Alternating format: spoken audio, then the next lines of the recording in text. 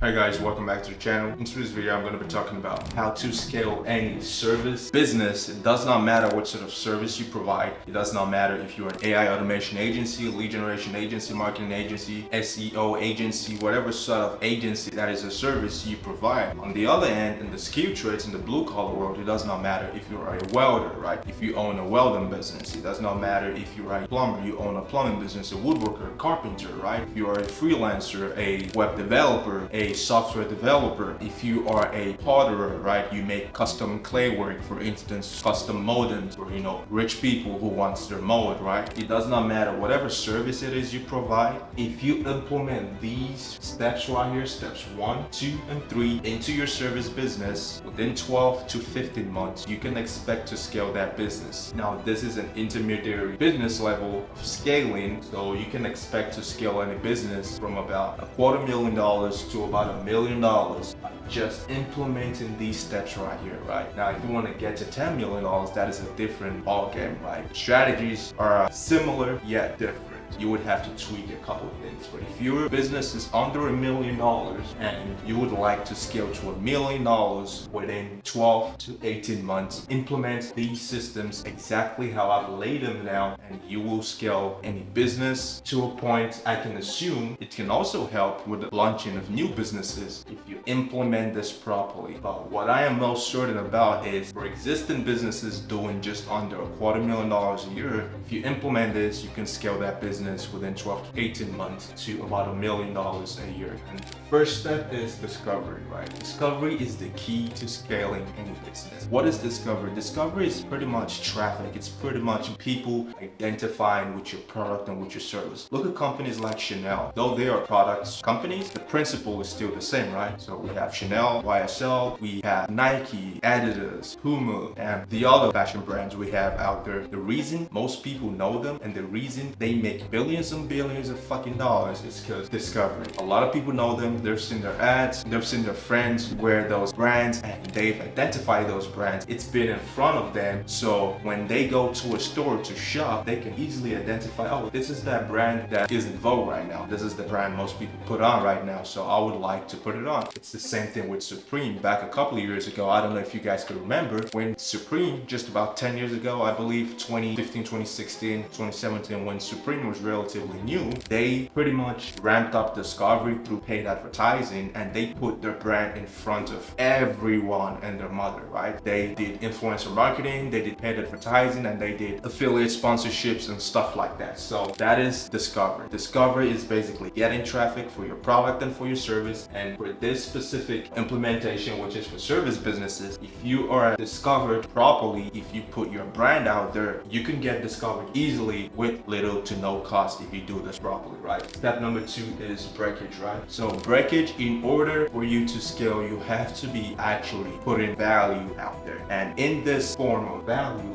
if you are a service provider, you should be fixing a breakage, right? Or you should be providing a service that fixes the breakage. For instance, if you're offering B2B services, your services should be offering or fixing a breakage for another business. If you are offering blue collar services, it still applies yet different, right? So for instance, if you are a welder, you are offering a breakage service for a homeowner who needs to make a small gate because they just had a newborn baby, right? That is a breakage. So they have a door which probably does not have any form of kids safety, so they would like you to weld them a little gate and you install it so their kids can be safe. That is an example of a breakage. Another in the digital space form of breakage is lead generation agency, right? So we have lots of online gurus and online businesses who aren't really making a lot of money because they aren't able to get the adequate amount of leads necessary, or they aren't converting the leads necessary to scale their business, right? And you as a lead generation agency, you are basically providing breakage, right? You're fixing the breakage, which is leads. So you provide them with quality lead, which you've already vetted and which you've already possibly attracted through either paid advertising, influencer marketing, or content, right? However you go about it, that is not the deliverable. That is a factor of the deliverable, but the deliverable itself is a breakage in which you are fixing in the form of lead generation. So this is what you have to understand, especially especially in the B2B space. In the B2C space, it still applies, but not so much. In the B2B space, your service must fix a breakage in order to get consistent lead and client acquisition, which in turn scales the business. Step number 3 is implementation. A lot of people, they do not know how to implement something properly. They learn something. This is why courses has pretty much been going downstream, because a lot of people, they watch it, they get the information, but when it comes time for implementation, their brain just goes to sleep, right? Because there's pretty much no ways to implement it. And in order for you to scale a service business, you should have some sort of guided implementation for clients that helps them implement your service into their business. If it's a B2B business, if it's a B2C business, you should have some sort of implementation as well. A guide, for instance, if you are delivering a service for a average consumer, for instance, right? You should have some sort of guide, some sort of success coach who helps them implement that into their personal life. In this case,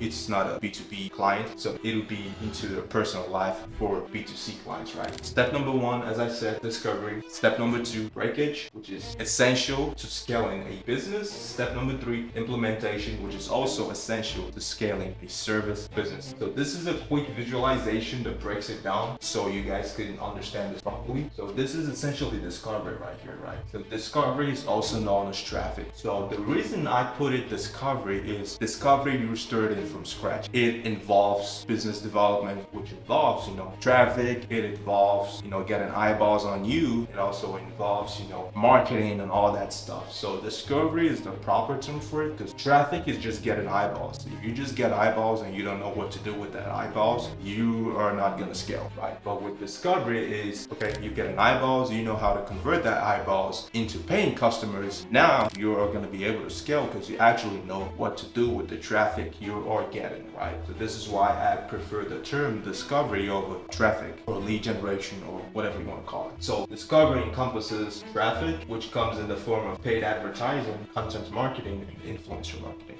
Paid advertising is the most efficient way to go about it. It's the fastest, it is efficient, and it is speed. If you're a go-getter, if you like speed, paid ads is basically play to win. Put in a little bit of money, typically you get about 3 to 4x ROI on your ad spend, right? Let's say you put in $1,000 and your service is, let's say, about $1,000. Towards the end of a 30-day period, after optimizing your advertising, you can expect to have made $3,000 to $4,000 from your initial $1,000 ad spend, if not higher, right? To make it simple, let's just go with 3 to 4x. Obviously, in some cases, you can expect anywhere from 8 to 12x, but in this certain scenario, to make everything as predictable as possible, 3 to 4x is the standard you can actually expect in terms of ad spend. Content marketing, this is really, really good. This is how to build a brand, a personal brand. It does take a lot of time, typically about 1 to 3 years to implement this properly, but once you do it, you have a flywheel of discovery. You have a flywheel of traffic. You have a flywheel of marketing. You have a flywheel of sales coming into the business, and all you have to do is just convert. As I said, it takes the longest. If you have patience realistically for 3 years, this would be the best bet long term. But if you want to get started as soon as possible, you can get started with advertising. If you do not want to be on camera, if you do not want to post videos of your personal life, your business, your goals, what you're working towards, advertising, paid advertising specifically, is the best way to go about it. Influencer marketing is a nice middle ground. Influencer marketing is essentially